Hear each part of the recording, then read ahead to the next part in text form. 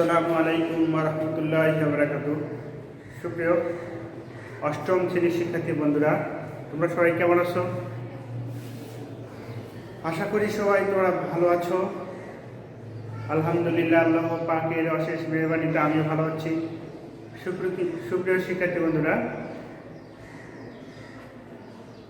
গতদিন তোমাদের গণিত বিষয়ে কিছু সূত্র পড়েছিলাম, বর্গের সূত্র এবং কিভাবে একটা রাশির বর্গ নির্ণয় করা হয় তা আমরা শিখেছিলাম। আজকে তোমাদের যে বিষয় আলোচনা করব সেটা হচ্ছে সংখ্যার বর্গ এবং সরল। তাহলে সংখ্যার বর্গ এবং সরল, তাই এটা আগে আলোচনা করে নিই। আমরা মনে করো 997 এত এর বর্গ নির্ণয় করব। এর বর্গ, তাহলে এটা এত এর বর্গ নির্ণয় করব। আমরা সরাসরি যদি বর্গ করে দেই, করে গুণ করে দিই, তাহলে আমাদের অঙ্কটা কিন্তু হবে না। তাহলে সংক্ষিপ্ত পদ্ধতিতে বা সহজ পদ্ধতিতে এটার বর্গ নির্ণয় করতে হবে। তাহলে আমরা সমাধান করে নিই। সমাধান, তাহলে 997 এর বর্গ ইকুয়াল টু 997 স্কয়ার। 997 স্কয়ার আমরা এটা আগে সাজাই দেব। যেহেতু বর্গ করতে গেলে কমপক্ষে দুইটা রাশি আমাদের দরকার, দুইটি রাশির বর্গ করতে পারা যায়, এর বেশিও করা যায়, তবে আমরা দুইটা রাশি তৈরি করব, কমপক্ষে দুইটি রাশি লাগবে আমাদের।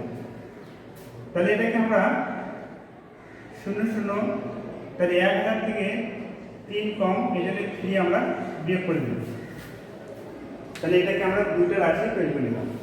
কিন্তু দুইটা রাশি কিন্তু আমাদের 990 যোগ 7 কিন্তু লেখা যায়, 990 প্লাস 7 এটাও কিন্তু লেখা যায়। কিন্তু আমাদের সবসময় এটাকে শূন্যের তৈরি করে নিতে হবে, শূন্যের কোঠায় নিয়ে আসতে হবে, যেটা শূন্য হয় তার কাছাকাছি। যেমন আমি যদি একটা সংখ্যা দিই 1003 দিলাম, তাহলে এটাকে আমরা লিখবো 00 প্লাস 3। তাহলে এভাবে আমাদের এখানে শূন্য নিয়ে আসতে হবে, 1 দিয়ে 0 এভাবে তৈরি করা যায় কিনা সেটা আমাদেরকে দেখতে হবে। তাহলে আমরা এটা তৈরি করে নিলাম। তাহলে 1000 থেকে 3 বাদ দিলে কিন্তু 997 এই সংখ্যাটা পাই আমরা। এটা আমরা 1000 মাইনাস 3 লিখে আমরা এটাকে বলবো। এখন দেখো, এটাকে আমরা এ ধরছিলাম না, তোমরা সবাই বলো তো কি এ, তাহলে এটা হচ্ছে এ, এটা হচ্ছে আমাদের কি বি। গুড, তোমাদের অনেকের মনে আছে। তাহলে এখন a মাইনাস b হোল স্কয়ারের ফর্মুলা, আমরা a মাইনাস b হোল স্কয়ারের ফর্মুলা কি শিখেছিলাম? যে a minus b whole square equal to a square minus 2ab plus b square. তাহলে আমরা চলে যাই ওভাবেই। তাহলে a আমরা 1000 কে আমরা a ধরি আর 3 কে আমরা b ধরি। তাহলে a square minus 2ab plus b square. তাহলে 1000 এর উপর স্কয়ার মানে দশমিক যেটা আছে তার ডবল শূন্য, শূন্য যেটা সংখ্যা আছে তার ডাবল। তাহলে শূন্য আছে 3টা, তাহলে আমরা এর বর্গ মানে 6টা। তারপরে 3 দুগুণে 6, 6009। এখন আমাদের কাজ হচ্ছে যোগগুলো এখানে যোগ করা। 1009 মাইনাস 6000। এখন আমরা এটা বিয়োগ করে দিই। 0 আছে 9 মিনিটে 9, 0 আছে 0 মিনিটে 0, 0 0, 6 আছে 10 মিনিটে 4, হাতে হলো 1, 1 আছে 10 মিনিটে 9, হাতে 1, 1 আছে 10 মিনিটে 9। তাহলে 9 9 4 0 9। এটা হচ্ছে আমাদের। তাহলে এইভাবে আমরা সহজ পদ্ধতিতে আমরা সংখ্যার বর্গ নির্ণয় করব। অনুরূপভাবে তোমাদের বাড়িকার হচ্ছে যে 97 এটা একটা, তারপরে 105 এটা, 1006 এটার একটা, তারপরে 991। তারপরে এই সংখ্যাগুলোর বর্গ নির্ণয় করবে, এই সংখ্যাগুলোর বর্গ নির্ণয় করবে। তাহলে আমরা পরে চলে যাই। তাহলে সংখ্যার বর্গ হয়ে গেল। এবার আমরা সরল করব। তাহলে সরলের ক্ষেত্রে আমাদের বর্গ সূত্রটাকে উল্টাভাবে লিখতে হবে, 2ab plus b square equal to a plus b whole square. আর একটা আছে a square minus 2ab plus b square, a minus b whole square.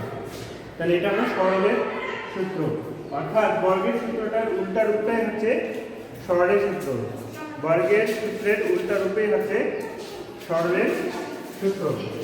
তা শিক্ষার্থী বন্ধুরা, আমরা একটা সরল অঙ্ক করে ফেলি।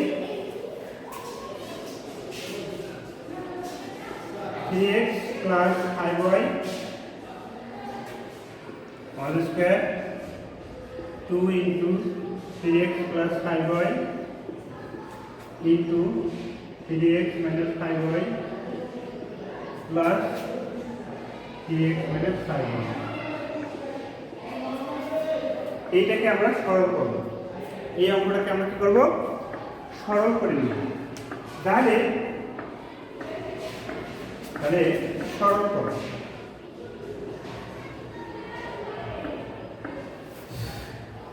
তাহলে এটাকে আমরা কি সরল করে নেব। তাহলে সমাধান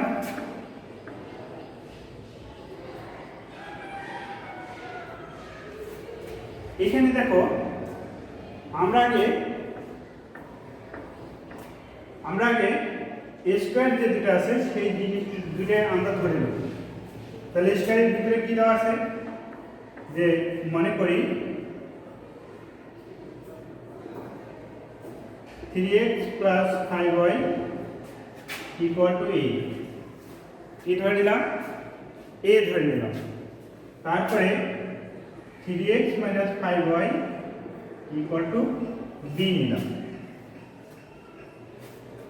তাই না? এখন এই দুটোকে আমরা যোগ করে দিই। কি করে দেবো? যোগ। তাহলে এটাকে কাটাচ্ছে 3 3 6 x 3 3 6 6x equal to a plus b। এখন প্রদত্ত